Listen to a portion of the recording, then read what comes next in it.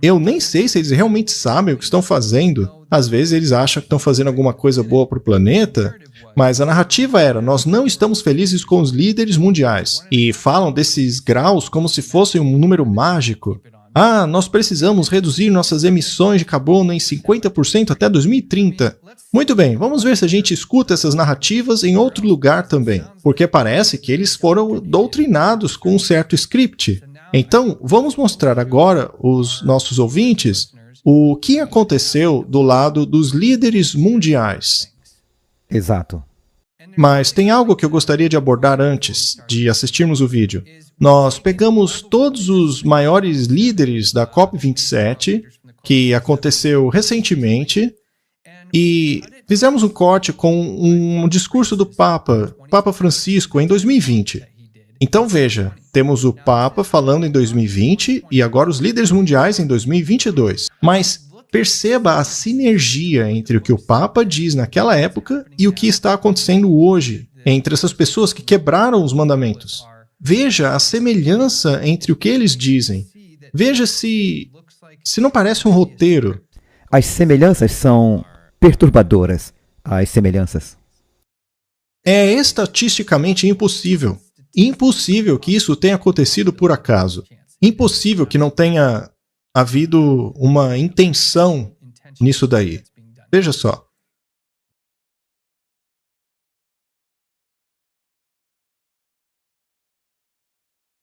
Bom dia. Estamos vivendo um momento histórico marcado. Por isso, esse encontro deve ser o momento de retomar nosso futuro. É um momento histórico de ação climática fora dos Estados Unidos da América. O mundo está tremendo com a crise causada pela pandemia da Covid-19, que deixa em evidência cada dia mais outro desafio global: a crise socioambiental. A crise ecológica social que estamos vivendo é um momento propício para a conversão individual e coletiva. A ciência nos diz, a cada dia, com mais precisão, a ciência é devastadoramente clara. A ciência é clara. Essa mensagem não poderia ser mais clara. Temos que agir com urgência. O IPCC emitiu um aviso severo para a comunidade global. Estamos na luta por nossas vidas e estamos perdendo. Não vamos pegar a rodovia para o inferno. Estamos em uma rodovia para o inferno climático. Vamos obter o bilhete limpo para o céu. Essa é a nossa responsabilidade. Nosso objetivo é claro: construir durante a próxima década. Temos que fazer progressos vitais até o final desta década. A luta climática global será ganha ou perdida nestas décadas cruciais sob nossa vigilância. Todos os 20 países devem acelerar sua transição agora, nessa década. Esta transição não só deve ser rápida. Isso nos levará pelo caminho de uma transição energética e climática justa e igualitária. Estamos fazendo progressos com as parcerias de transição energética justa. Um mundo mais igualitário, mais próspero, mais estável e mais justo para os nossos filhos. É sobre justiça e equidade. Equidade, inclusão. Diversidade e equidade. Inclusão e diversidade. Diversidade, segurança e proteção para o globo e para o mundo. Estamos diante do imperativo moral e da urgência prática de repensar muitas coisas. Temos o dever moral de agir de forma concreta. Se você acredita que isso é criação de Deus e nós temos uma responsabilidade moral, mesmo que você não compartilhe dessa visão, todos sabemos que temos uma responsabilidade moral. A ecologia integral sugere uma nova concepção da relação entre nós, humanos, e a natureza. A Santa Sé se dedica a promover a educação em ecologia integral. Uma educação para a diversidade de cada um.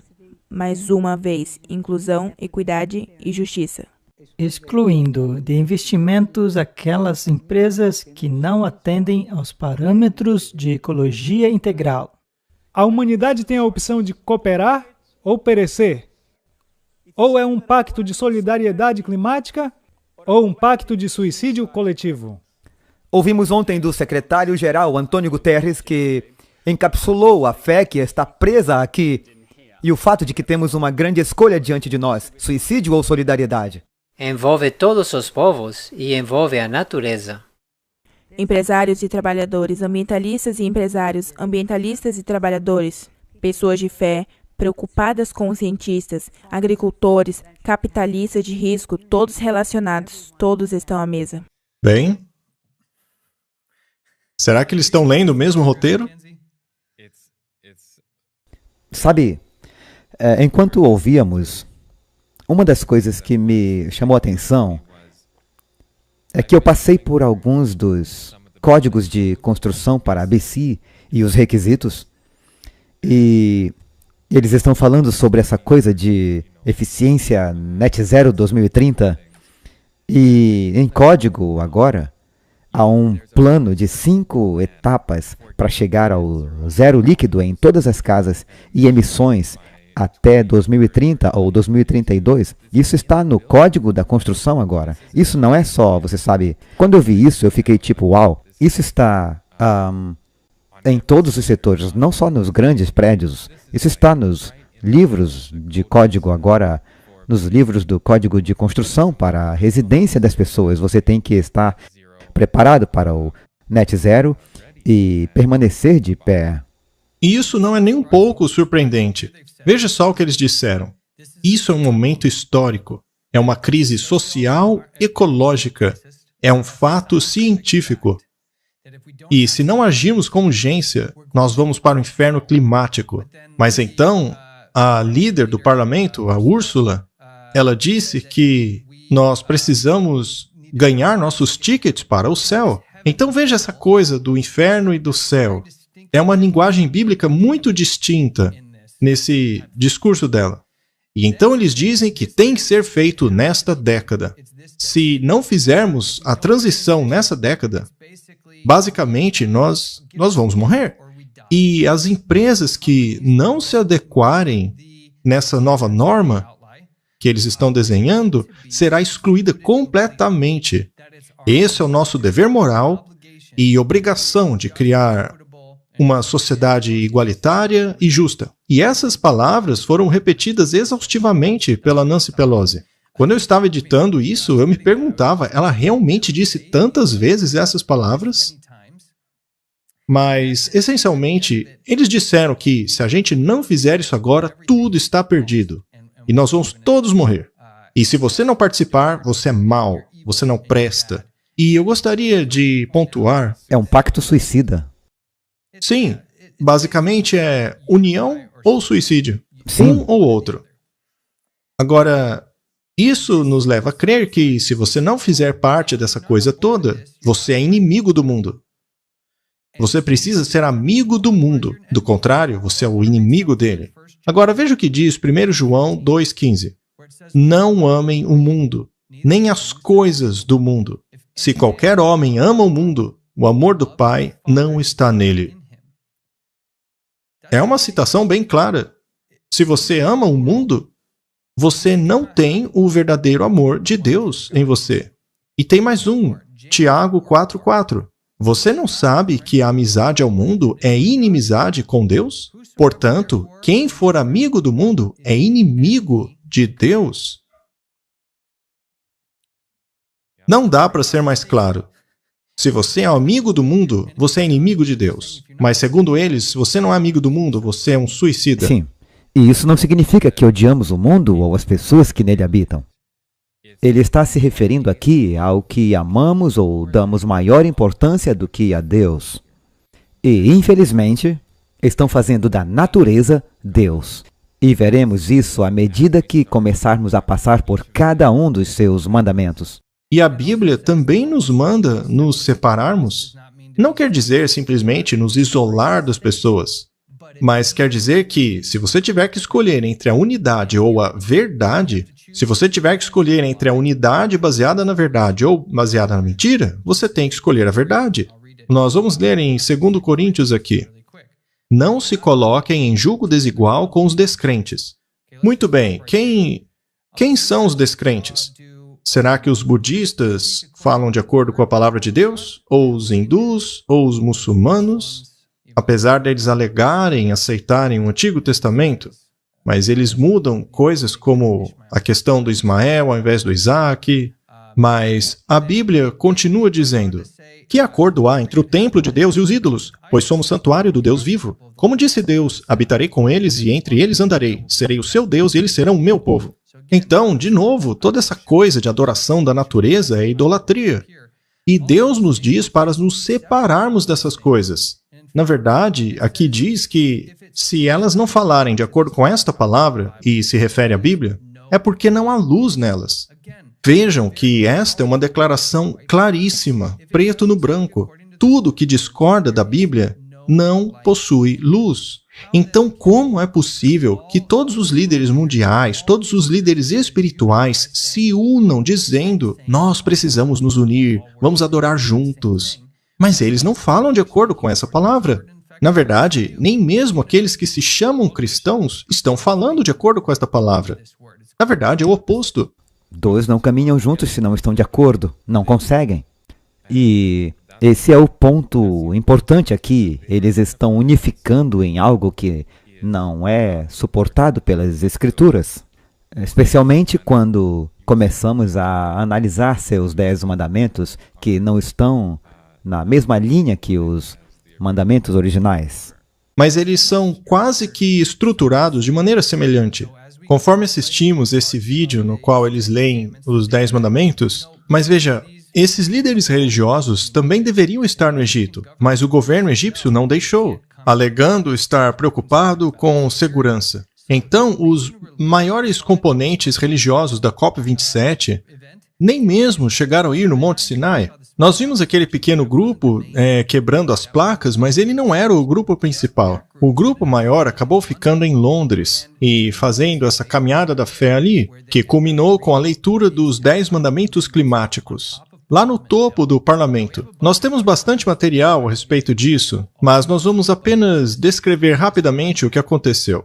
Então, ao invés de ir para o Egito, esses principais líderes religiosos acabaram ficando ali em Londres e começaram esse processo de arrependimento. Eles falaram sobre arrependimento do pecado, e você sabe, isso vem daquele movimento Elias. Eles juntaram as coisas. É bem engraçado, eles começam em uma igreja católica, com um altar, em frente ao IHS, e vamos reproduzir um pouco, conforme vamos falando, mas não podemos compartilhar tudo. É muito longo, você mesmo pode procurar, mas eles começam na igreja católica e vão em fila única, fazendo esta caminhada até o parlamento. Sim, lá no Monte do Parlamento. E começou com um padre jesuíta numa catedral. E tudo a respeito foi primariamente conduzido por um rabi judeu. Infelizmente, a gente não pode mostrar todos os clipes aqui hoje, mas quando você escuta esse rabi, você vê que ele fez os exercícios espirituais de Inácio de Loyola. Isso é inquestionável. A maneira como eles desenharam essa cerimônia é claramente baseada no exercício espiritual inaciano, que diz que você tem que focar em si mesmo. Você é um pecador, então você deve estar em um estado de oração meditativa, contemplativa, se olhando em uma lente específica, que é a lente dos seus pecados contra o clima. Isso é importante para eles porque ajuda a moldar o seu relacionamento com Deus. Então, é claramente um exercício espiritual inaciano. Aí eles pedem para a pessoa focar na experiência dela. Acontece que não há absolutamente nenhuma menção da palavra de Deus, a não ser quando eles pegam um verso específico e o reinterpretam de forma que ele conduza tudo na direção em que eles querem que você vá. Eles não pegam o contexto original do verso. Então, fazendo do jeito que eles fazem, ou seja, pegar apenas uma pequena parte do verso, você pode interpretar aquilo da maneira que quiser. Mas, finalmente, eles terminam a caminhada numa sinagoga. Então, eles começaram numa igreja católica e terminam numa sinagoga. E toda coisa foi conduzida por um arcebispo, que era o fronte, o cabeça de todo o grupo. Ele, essencialmente, era o líder, a pessoa mais importante ali, como foi admitido pelo próprio rabi judeu. mas eu gostaria de tocar uma parte aqui para vocês que mostra esse rabi judeu para mostrar o que é que eles acham que estão fazendo ali.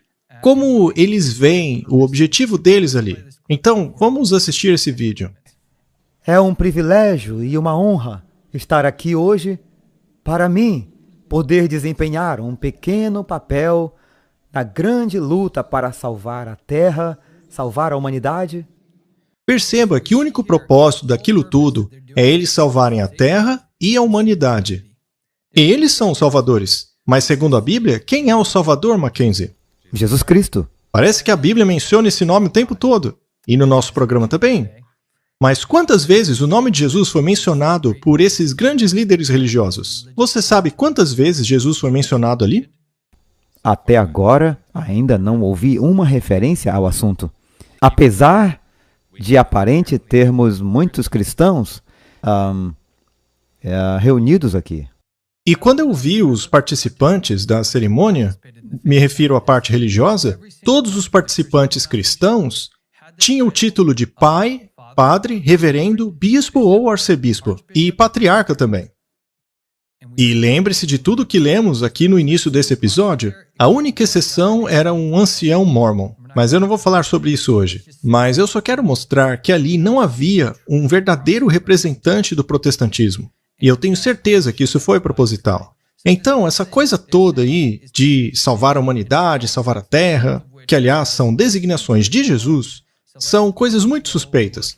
Certo, agora vamos olhar a questão dos 10 mandamentos climáticos. Como já disse, é muito longo, então a gente não vai assistir tudo. Mas se vocês forem na página dessa iniciativa Elias ali no YouTube, ela é muito longa e desorganizada. Eu não vou mentir. Então, é uma bagunça. Mas a gente conseguiu juntar alguns clipes aqui, e o que vocês verão é que eles começam com os luteranos, como o arcebispo luterano, que nós vimos. Eles têm aquelas vestimentas luteranas, com a veste roxa, que denota a realeza, todas aquelas cores diferentes que eram utilizadas dentro do serviço do santuário, do antigo santuário israelita. Mas você não vai ver o azul ali, apenas um monte de roxo. E então eles vão passar pelas diferentes religiões, até chegarem à versão completa dos 10 mandamentos. A criação não é propriedade nossa. O ser humano deve reconhecer isto e encontrar seu lugar de direito em relação a este fato fundamental. O primeiro problema aí é dizer que a Terra não nos pertence. Isso está em contradição direta com a palavra de Deus, que diz que nós somos os possuidores e administradores da Terra. Então, o primeiro mandamento deles já vai de cara contra aquilo que Deus designou. Vamos continuar. A criação não é simplesmente externa a Deus. Ela é significativa. Caminhos permeados pela presença e pelo ser de Deus. Essencialmente, eles estão dizendo que cada elemento é Deus. A árvore é Deus, a grama é Deus, tudo. E isso é puro panteísmo. Então, o segundo mandamento climático, mais uma vez, é uma afronta àquilo que diz a Bíblia, àquilo que o próprio Deus designou. Vamos ao terceiro. Dentro da criação e entre os humanos e outras partes da criação, bem como entre as comunidades religiosas, há interdependência. Todos fazem parte de um todo maior. Eles dizem que todas as religiões são iguais e É por que um bem precisamos maior. cuidar uns dos outros. Elas são partes do grande bem comum, ou seja, isso é ensino social católico. Muito bem, eu quero colocar isso dentro de um contexto. Dizer que todas as religiões são sábias, dentro do contexto espiritual, é o mesmo que dizer que os antigos israelitas, que adoravam o único Deus verdadeiro, deveria ter assimilado a sabedoria religiosa de povos pagãos como os cananeus, os filisteus, os babilônios, os assírios. Para eles, o Deus de Abraão, Isaque e Jacó deveria mesclar-se com a sabedoria de Mamon, de Baal, de Aserá. Eles estão dizendo que os deuses de outras religiões são iguais ao Deus de Israel. E é isso que eles pregam hoje em dia. Eles querem mesclar todas as religiões. Bem, Este é um ponto importante porque quando olhamos para a Igreja Católica Romana e olhamos para a história de Roma e olhamos para o que a Bíblia diz sobre Roma e sua história, se olharmos para dentro, não vamos cobrir isso hoje, eu tentarei ser muito breve, mas no livro de Daniel e do Apocalipse, há profecias que falam sobre isso. E diz que este poder, esta estrutura da Igreja Católica, é um conglomerado de todas as outras religiões pagãs, todas combinadas em uma só. Portanto, isso é muito consistente. A natureza ecumênica do Vaticano e da Igreja Católica, que desde a Babilônia fazem isso na Pérsia, depois na Grécia e depois, eventualmente, em Roma. Eles continuavam levando alguns de seus deuses para algumas de suas estruturas, alguns de seus rituais e símbolos, e apenas incorporaram isso em seus próprios rituais, porque é nisso que eles realmente acreditam no cerne. É como nós falamos no último episódio, até mesmo as vestes deles vêm dos sacerdotes de Horus, as cruzes, o chapéu de peixe, até mesmo as estátuas dentro do Vaticano, algumas delas costumavam ser adoradas pelos pagãos. Lembre-se do Panteão. A estátua de São Pedro era literalmente a mesma estátua de Júpiter. Eles só trocaram um nome. Isso é espantoso. É por isso que a Bíblia chama esse sistema de Babilônia. A Igreja de Babilônia, porque Babilônia adorava o Sol, e aliás, a maior roda solar que existe no mundo hoje é ali no próprio Vaticano. Então eles simplesmente pegaram esses sistemas pagãos de adoração idólatra e trouxeram ao longo da história para si. Só que hoje eles usam essa capa de cristianismo, mas é como a Bíblia diz, pelos frutos conhecereis. É por isso que sabemos que eles não são verdadeiramente cristãos.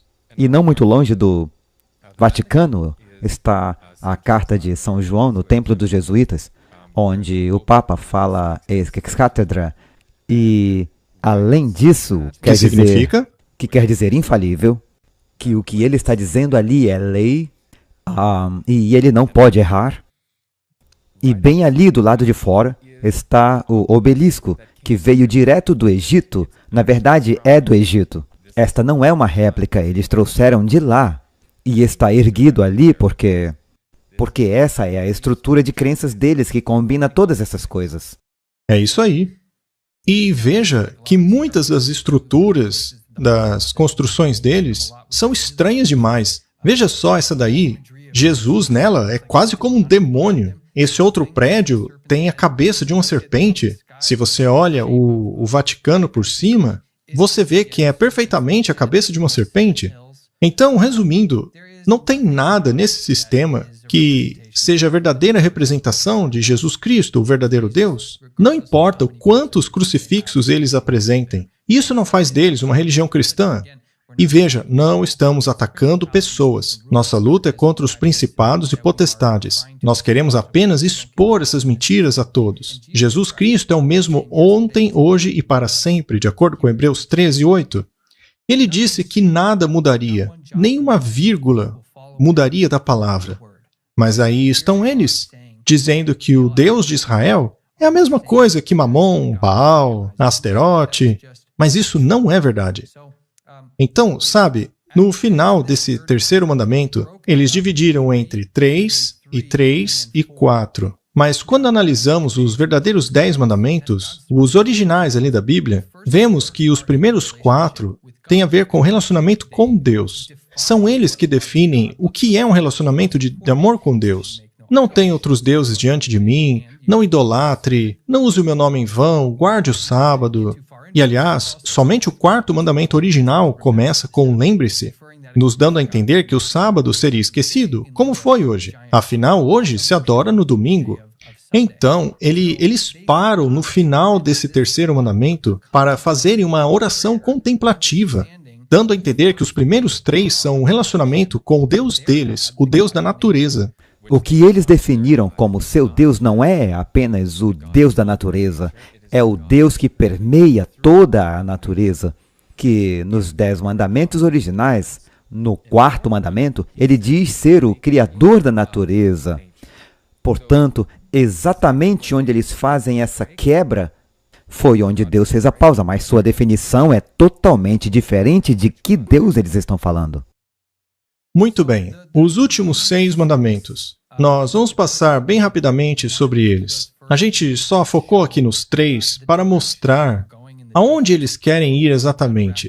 Então nós vamos mostrar rapidamente o 4º mandamento, que diz não danifique a terra, e eles utilizam Gênesis 9, que trata do dilúvio, para dizer que Deus prometeu que Ele nunca destruiria a terra de novo.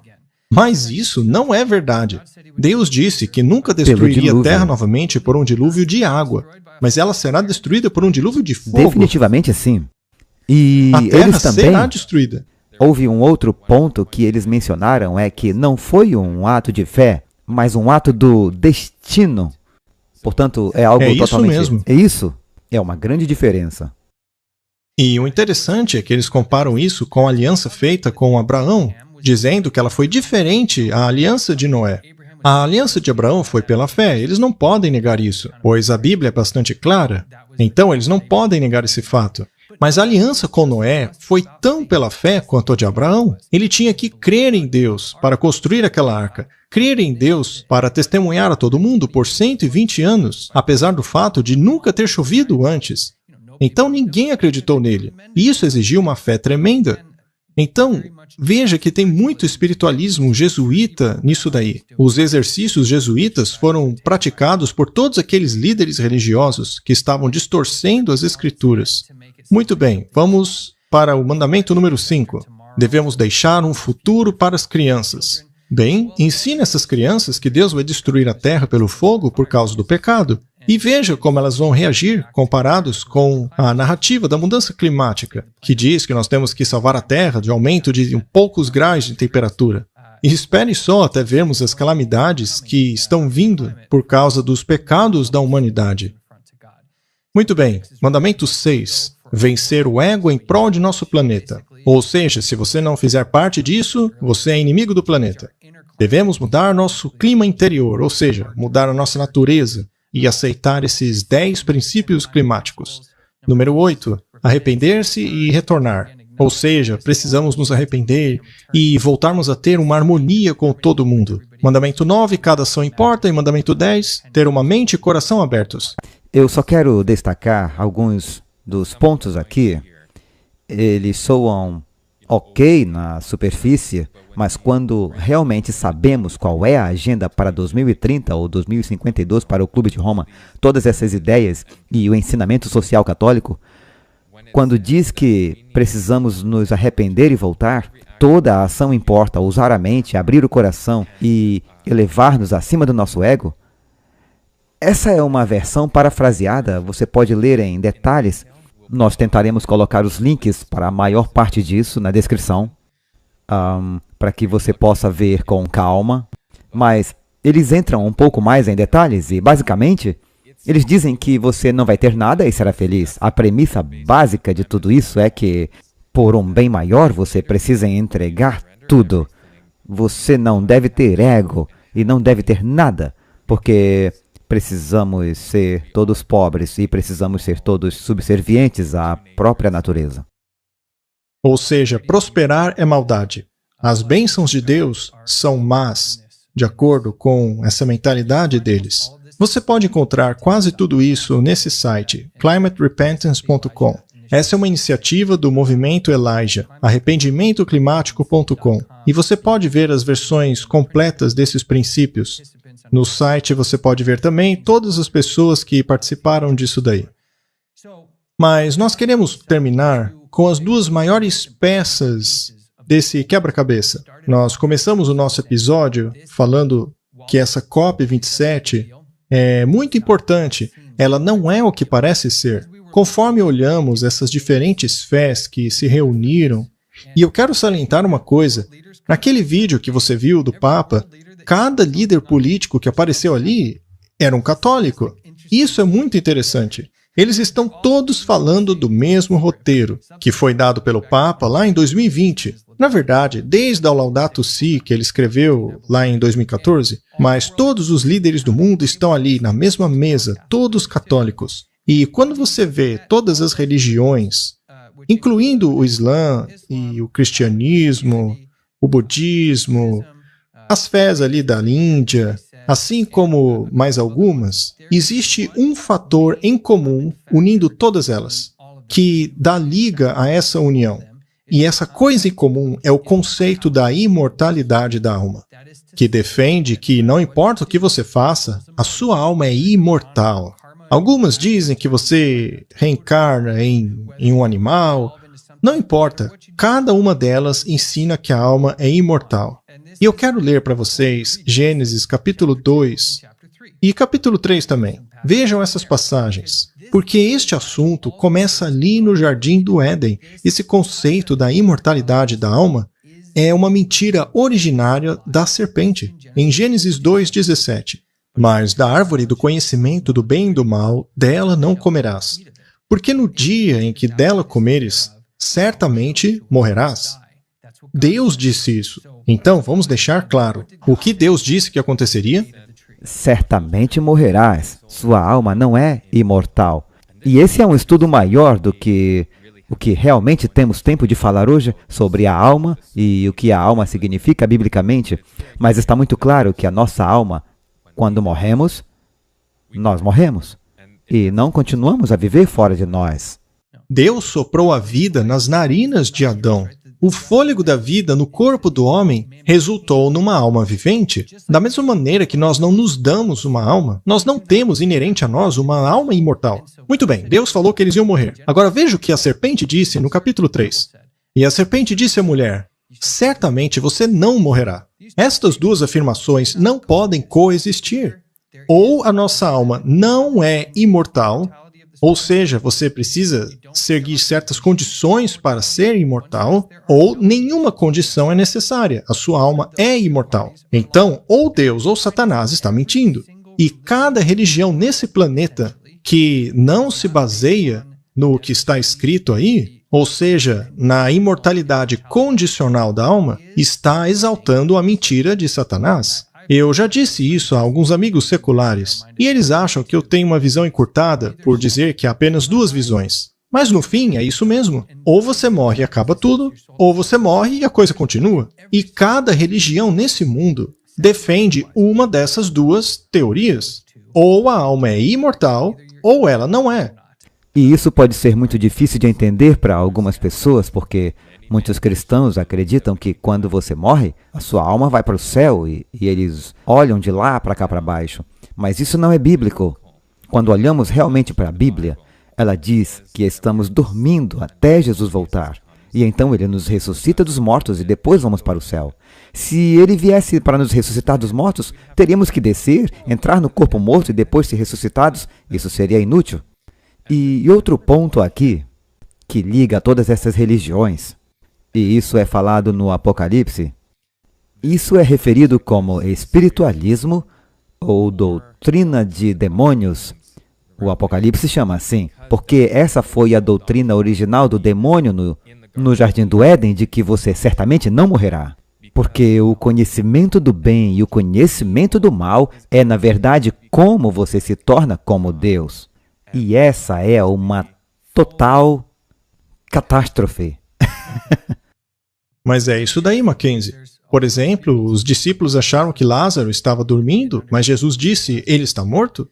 O livro de Salmos diz, como podem os mortos louvar a Deus? Aqueles que descem à sepultura não podem louvar a Deus, não têm conhecimento de nada, elas não entendem nada. Então, se você é um cristão e acha que as almas vão direto para o céu depois da morte, procure ver corretamente como a Bíblia define o estado dos mortos. A verdade é que ela ensina que a morte é um estado de sono, até o grande dia da ressurreição. Mas, muito bem, vamos concluir e pavimentar o caminho para o próximo episódio. Quando analisamos a estrutura de tudo isso, e a Bíblia diz que no fim dos tempos haveria uma estrutura de 3 poderes: o dragão, que é Satanás, a besta, que é o poder papal, e o falso profeta, que é o poder do protestantismo apostatado na América. Nós vamos ver isso com calma nos próximos episódios. Então, o Satanás... Exato, são protestantes apostatados, que basicamente é todo o protestantismo da América, considerando a conjuntura atual. Então é isso, é Satanás, o papado e o protestantismo apostatado na América. E o curioso é que a maioria do protestantismo americano, que observa o que está acontecendo ali na COP27 e em Davos, com o Klaus Schwab, a pandemia e toda essa coisa, eles estão dizendo, isso é perigoso, precisamos prestar atenção nisso daí. Mas, ao mesmo tempo, a Bíblia diz que eles são o falso profeta. Então veja como o mundo hoje está distraído com o que está acontecendo ali na COP27. Então não importa se as pessoas são a favor ou contra, a questão é que ninguém está falando sobre a unificação da igreja e do governo americano, e isso conduzido pelo protestantismo apostatado, que vai culminar na imagem da besta. Esse é o próximo grande movimento profético. E deveríamos estar observando isso. Mas quanto se está falando disso hoje? Ninguém. Este é o principal ponto que falta a todos. É que eles estão atravessando o oceano para tudo. Eles estão vendo, eu acho que isso está estruturado intencionalmente assim. Porque nós temos o Fórum Econômico Mundial criado. É um novo grande vilão. E você conhece Klaus Schwab? Eles podem empurrar tudo. E estamos todos olhando para eles. Por isso, se pudermos nos afastar do Fórum Econômico Mundial e desses caras, então somos bons. Não somos? Então, na América, todos dizem que temos que ter Deus de volta. Precisamos de um Deus de volta ao país, precisamos ser conservadores, precisamos de todas essas coisas boas, mas é exatamente assim que o engano vai ser trazido e é assim que o diabo age. É assim que todas essas sociedades secretas têm atuado. Eles estão à frente, depois mais à frente. Eles te dão alguém para odiar e depois te dão a solução. Ou eles fazem algo nos bastidores que você não está vendo acontecer. E como o Matt estava dizendo, o próximo evento, profeticamente, biblicamente, não é o Fórum Econômico Mundial que está desempenhando seu papel, mas os Estados Unidos. A igreja vai estar, na verdade, prestando homenagem, e este é um grande estudo em que queremos entrar, o empurrar a doutrina católica romana para a América e trazer Deus de volta para a América e ter, então, o mundo inteiro seguindo o exemplo. Mas é a América quem vai liderá-los. E este espiritualismo vai desempenhar um grande papel no meio de tudo isso. Muito bem. Então, a COP27 está sendo vista com importância pela mente secular e todas essas religiões não cristãs. Ela está servindo para incutir essa coisa da união entre as pessoas. Mas a maior distração nesse assunto é fazer você acreditar que existe um movimento global que vai criar esse sistema de governo mundial. Não caia nessa. Não seja enganado. A maneira verdadeira pela qual haverá essa união mundial é através da união da igreja e do Estado americano, que resultará na criação da imagem da besta. E somente então o resto do mundo vai seguir esse movimento. Então não fique preocupado com o que está acontecendo lá no Egito, ou com o que o Papa está fazendo. Tudo bem, a gente precisa prestar atenção. É por isso que estamos falando sobre isso aqui. Isso é importante. E é importante, tem o seu lugar, mas isso não é o principal. Na verdade, é uma grande distração que tira o nosso foco de olhar para o protestantismo apostatado dos Estados Unidos. E o meio pelo qual esse protestantismo apostatado vai unir-se debaixo do estandarte de Roma, os princípios católicos, pois, afinal, como um país com uma constituição como a americana é capaz de unir-se com uma igreja? E isso é algo que ninguém está falando. Todo mundo está preocupado aí com esse movimento verde, mas a questão é que vai ser primeiro na América e depois no resto do mundo. E não no resto do mundo e depois na América. E vai ser de uma forma que ninguém sequer vai ser sem que os alarmes disparem. Tudo vai vir de com certeza, encontro não mesmo. Sim. Agora, a razão pela qual falamos sobre algumas dessas outras coisas é porque elas são importantes e fazem parte do plano. Mas uma das grandes razões é que quando vemos essas coisas acontecerem, já que sabemos que as coisas na América estão vindo primeiro, mostra o quanto estamos mais próximos dessas coisas que estão acontecendo. Eles deveriam ser um barômetro para nós e nos acordar e dizer: "Uou, as coisas estão chegando mais perto de casa. E se você vive na América do Norte, de qualquer maneira vai acontecer logo de cara." É exatamente isso. Então, conforme terminamos esse episódio e cobrimos todas essas coisas, procure compartilhar isso com seus amigos, família. Tente espalhar a verdade. Eles precisam entender o que realmente vai acontecer. Vai ser primeiro nos Estados Unidos, com o protestantismo de lá tomando o poder civil, e o próprio povo vai pedir isso. Não vai ser o governo oprimindo todo o povo. Isso vai ser... Temos essas oscilações do pêndulo e vai balançar, e as pessoas vão dizer: "Sabe de uma coisa? Nós precisamos disso." E eles vão pedir por isso. E vai haver algumas coisas interessantes que vamos ver acontecer em breve, muito em breve. E é isso aí, nós vamos falar sobre isso em nosso próximo episódio, o protestantismo apostatado e o Estado. Por que é importante saber sobre isso? Nós passaremos a focar mais nesse assunto do que nesse movimento verde, porque a marca da besta está chegando por meio da imagem dela, e não através de um movimento globalista. Tudo o que vai acontecer será baseado na questão da adoração cristã, em supostos princípios cristãos. O país irá exigir que o seu governo funcione em conjunto com a Igreja e Roma, para que todos sejam felizes. Porém, Satanás, que está liderando esse movimento, ficará muito satisfeito ao ver o povo exigindo essas coisas. E quando isso começar a acontecer nos Estados Unidos, aí sim se espalhará para o restante do mundo. Então, meus amigos, fiquem focados naquilo que realmente importa. Precisamos focar naquilo que realmente interessa e não sermos distraídos ou emocionalmente envolvidos nas outras coisas. Lembre-se, Jesus Cristo é o seu sumo sacerdote. Ele intercede por você agora. É a Ele que você tem que orar pedindo sabedoria. Nos vemos no próximo episódio.